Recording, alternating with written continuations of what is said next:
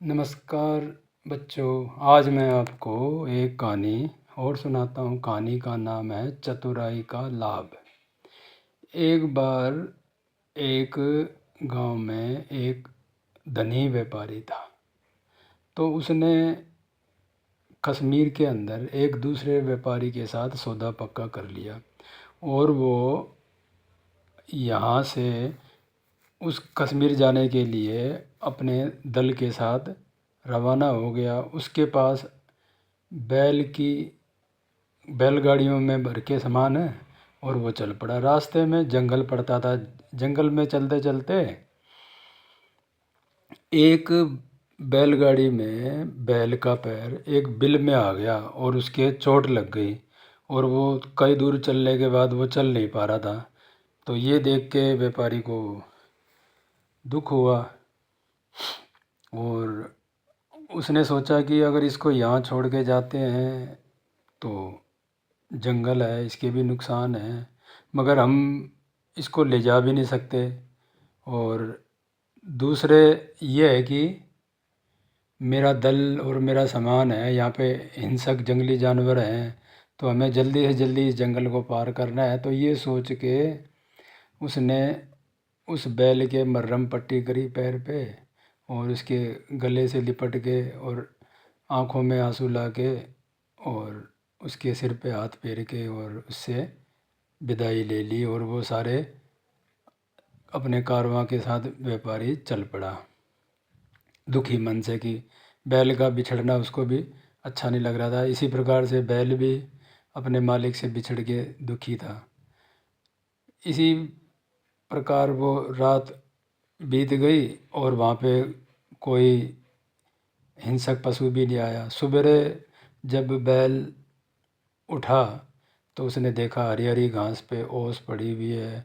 उसको खूब आनंद आया। वो हरी हरी घास चरने लगा और वो पत्ते हो गए तरह तरह के और फल हो गए, उनको खाने लगा।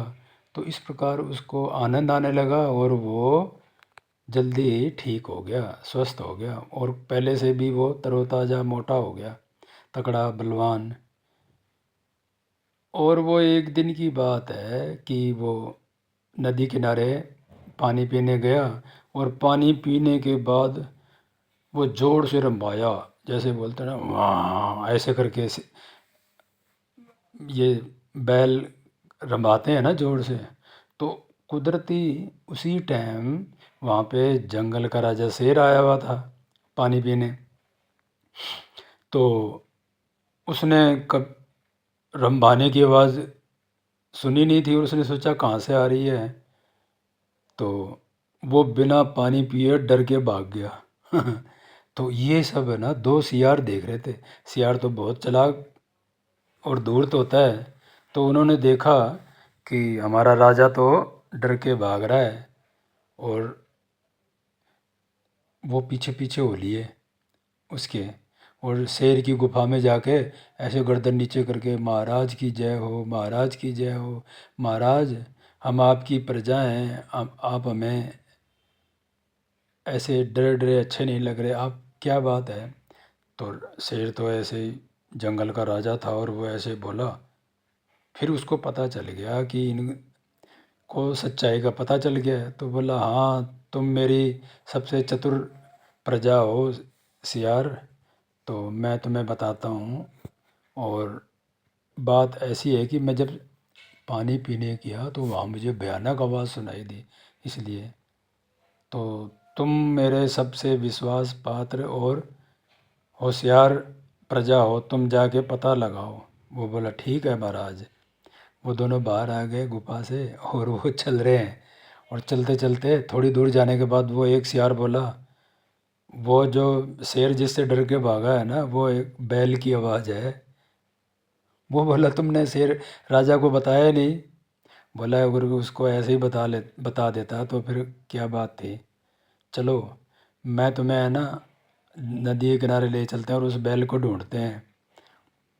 वो नदी किनारे पहुंच गए और जब वो बैल के पास पहुंचने वाले थे तो एक सियार बोला जो थोड़ा सा उससे तगड़ा था दूसरे वाले से। उसने बोला तुम है ना जाके, मैं यहाँ रुक जाता हूँ और तुम जाके बोलना वो हमारे सेनापति है और उन्होंने तुम्हें बुलाया है, तुम थोड़ा अकड़ के बोलना उससे कड़क आवाज़ में।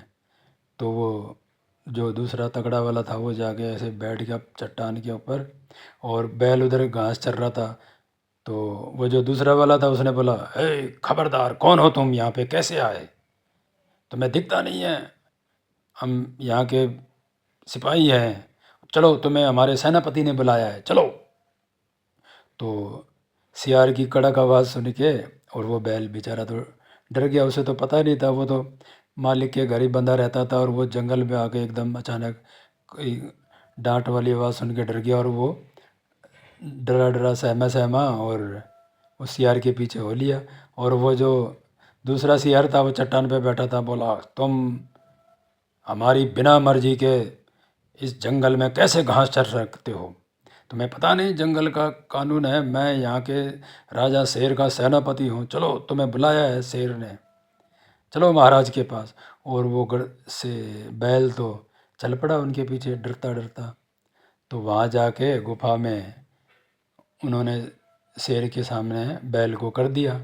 बैल ने भी गर्दन झुकाई, और कुदरती क्या होता है, बैल और शेर की दोस्ती हो गई।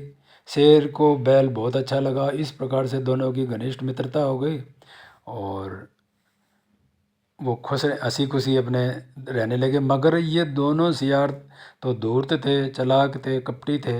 इन्होंने सोचा, इस बैल का तो हम सोच रहे थे शिकार कर लेंगे, राजा मार के खा जाएगा, बाकी बचा हमें मिल जाएगा, ये तो दोनों दोस्त हो गए, अब क्या करें। चलो इन्होंने आइडिया लगाया, चलो इनको है ना, अब हम इनकी बीच में फूट डालते हैं। तो उसने दूसरे सियार को बोला, तू तो बैल के पास जा और मैं राजा के पास, हम दोनों एक दूसरे को षड्यंत्र करके विरुद्ध करते हैं। तो पहला वाला शेर के पास गया, बोला, महाराज, जो ये बैल है ना, ये आपको मार के और इस जंगल का राजा बनना चाहता है। बोल रहा था कि मैं तो शेर से कितना तगड़ा बड़ा, और मेरे सींग कितने मजबूत हैं, और मैं राजा बनूंगा। उसके दिमाग में बहुत आपके प्रति द्वेष भावना है। शेर बोला, अरे नहीं, वो तो बेचारा सीधा और अच्छा है, मेरा बहुत पक्का दोस्त है वो, ऐसी बात तुम क्यों झूठ बोल रहे हो। वो बोला, नहीं महाराज, मैंने उसको बात करते सुना था, वो इस जंगल का राजा बनना चाहता है आपको मार के। तो उसके अंदर वो शक का बीज डाल दिया इन्होंने, षड्यंत्र कर दिया। अब वो जो दूसरा वाला जो सियार था, वो बैल के पास गया, उसने बोला, बैल भाई, तुम कितने सीधे भोले और लंबे तगड़े हो, बहुत अच्छे साफ मन के हो, तुम्हारा मन कितना निर्मल है, तुम तो बहुत अच्छे हो। तुम्हें नहीं पता, ये जो शेर है ना, ये तुम्हें मारना चाहता है, तुम्हें मार के खा जाएगा। वो बोल रहा था, आज इसको मैं मार के खाऊंगा। तो बोला, नहीं नहीं, शेर तो बहुत ही रहमदिल है, ये राजा है, ऐसा तुम क्यों बोल रहे हो। बोला, नहीं, आज वो आ रहा है तुम्हारी तरफ, और तुम्हें ना उसकी तरफ गुस्से में देख रहा, तुम्हें भी अपना बचाव करने के लिए टक्कर मारनी है। तो थोड़ी देर में शेर आ रहा होता है गुस्से में, और इधर से ये भी गुस्से में हो जाता है, क्यों दोनों को भड़का दिया था इन सियारों ने। तो जैसे ही वो शेर उसकी तरफ आता है, ये बैल भी भाग के उसकी टक्कर मारता है। इस प्रकार इन दोनों में, शेर में और बैल में, कई देर तक युद्ध होता है। मगर फिर शेर तो बलवान था, वो उसको मार डालता है, और उसका शिकार करके मांस खाता है, और बाकी बचा खुचा वो दोनों सियार हो जाते हैं। इस प्रकार से उन दो धूर्त, कपटी और चालाक सियारों ने उस निस भोले वाले प्राणी की जान ले ली, और जो राजा था जंगल का शेर, उसने अपना एक अच्छा मित्र खो दिया। तो उन्हें इस चतुराई का लाभ मिल गया सियारों को। तो बच्चों, हमें इस कहानी से ये शिक्षा मिलती है कि दुष्ट और चुगली करने वाले जो प्रवृत्ति के होते हैं, हमें उनसे दूर रहना चाहिए, नहीं तो वो हमारी मित्रता और हमारे घर में और हमारे मन में शंका के बीज बो देते हैं। जय हिंद, धन्यवाद बच्चों।